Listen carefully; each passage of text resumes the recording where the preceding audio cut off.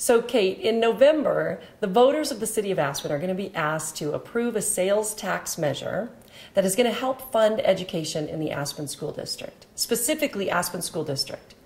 Why do we need this measure?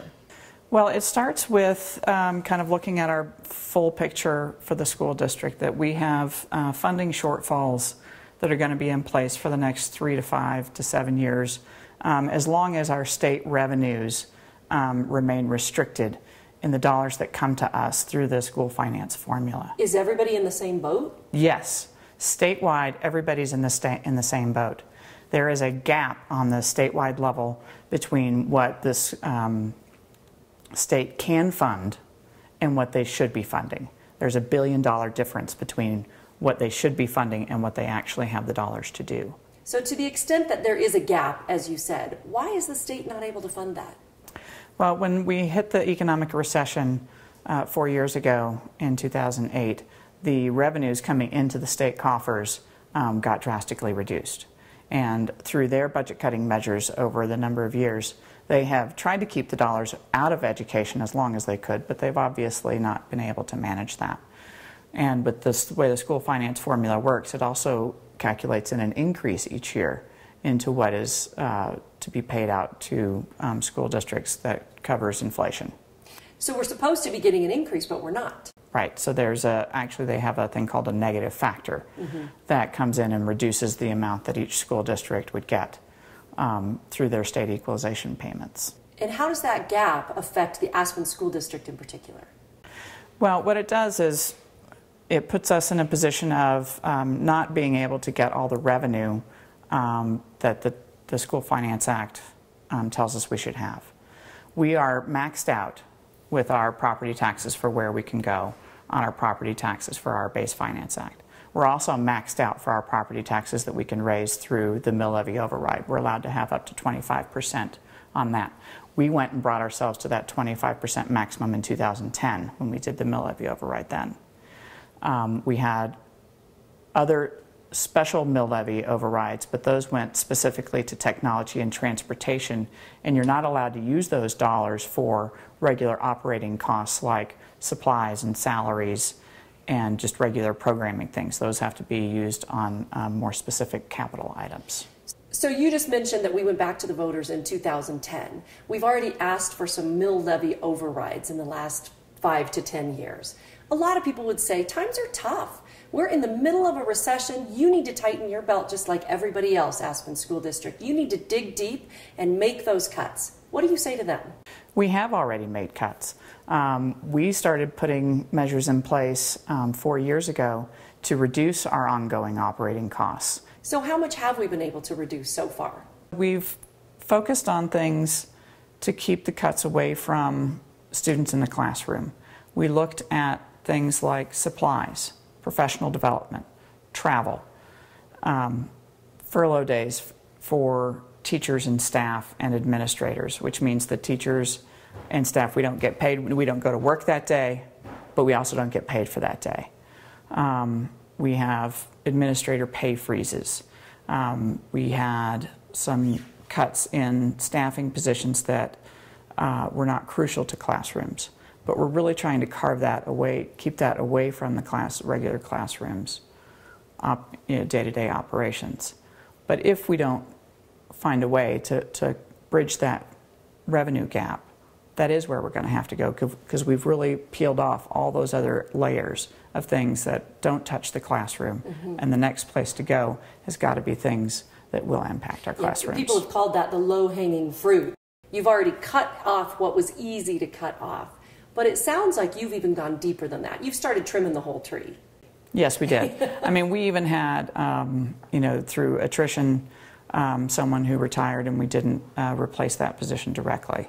So we're really trying to keep things out of the classrooms, trying to make those cuts in places where it doesn't impact our class sizes, and we're not cutting people in programs. But that's the next place that we have to go.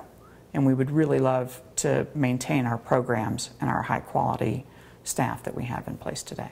When you talk about cutting people and programs, I know that you can't get specific about what that will necessarily look like for the Aspen School District, but can you give us some examples of what other school districts have done to meet this shortfall? We've seen in other districts that they're cutting everything from transportation, selling off their buses and hiring a third party to get their kids to and from school, going to 4-day weeks, really pulling back on their athletic programs, laying off staff. What that would mean in our district is we would take a look at all the programs that we have and not go to drastic measures to eliminate any one thing, but we would be pulling back on lots of different things going into the classroom. And are you saying that these changes are imminent if we don't pass this sales tax measure? We're definitely looking at having to implement something within a year. We have such a large shortfall going into the 13-14 year that we wouldn't be able to cover it all through using our reserves. So we would use some reserves to help get us there and to make that reduction as small as we possibly could. But from a sustainability standpoint, if you're going to make the cuts, you're going to have to go deep enough into them so that you're protected and you really kind of only have to do them once and it gets you through 2 to 3 years. You mentioned the reserve fund. A lot of people would say that that is specifically for a rainy day, and it's raining. Yes, it is. It's pouring. So why don't we dip into that more? We have already. We have dipped into those reserves for our 12-13 school year.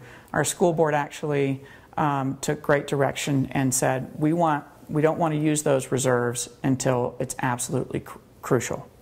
And so we have gone through our processes of making our cuts up to this point by allowing the reserves to stay intact.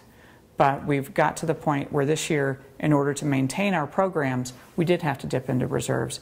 And that is the mechanism that we would use going forward over the next couple of years. Mm-hmm. Well, when it comes time to cut the programs and the activities or the events that are part of the Aspen School District, who makes those decisions? How will you decide? How will you prioritize what's going to be cut? That's where we go, actually, and we talk to the community some more to really delve into what are our core values, what are the absolute gotta-haves within our community.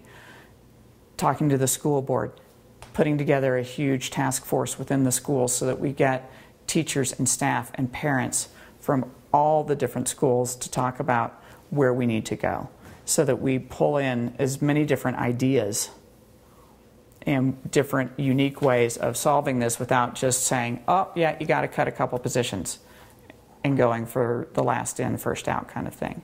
So we really take a hard look at all the things that are available to us and bring in as many people and as many different views as we possibly can to help determine what those cuts might be.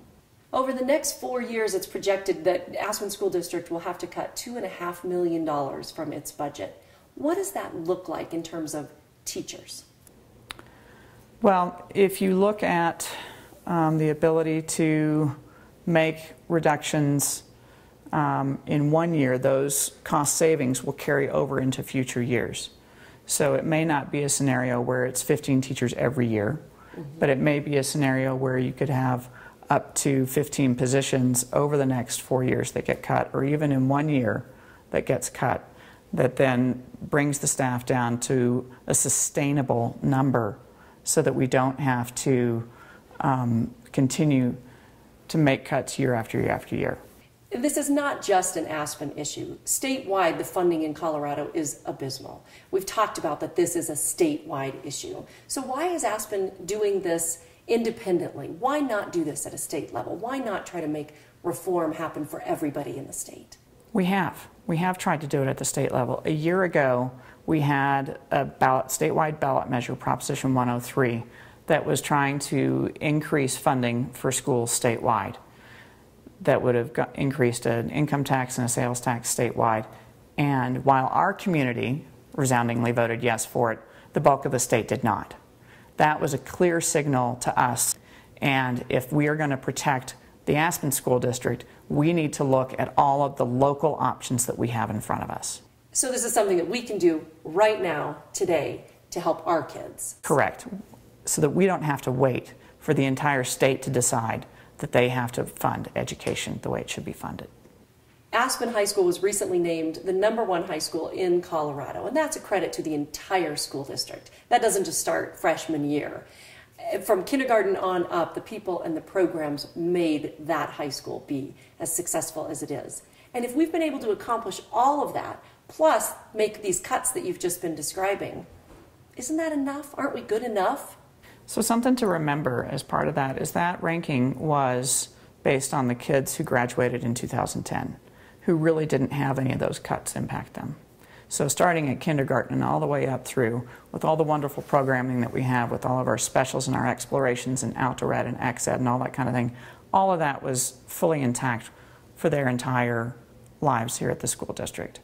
In order to maintain that high quality, the expectations that Aspen has for being top in the state and sending our kids to the incredible universities around the country and the globe that they go to, you have to have high quality staff and high quality programs in order to do that. And in order to maintain those expectations, we need these dollars to continue to put that money back into the classroom, to invest in our children. Aspen has always shown that they have valued our kids' education and valued what that education does for our community. And now is not the time to decide to stop investing in our kids.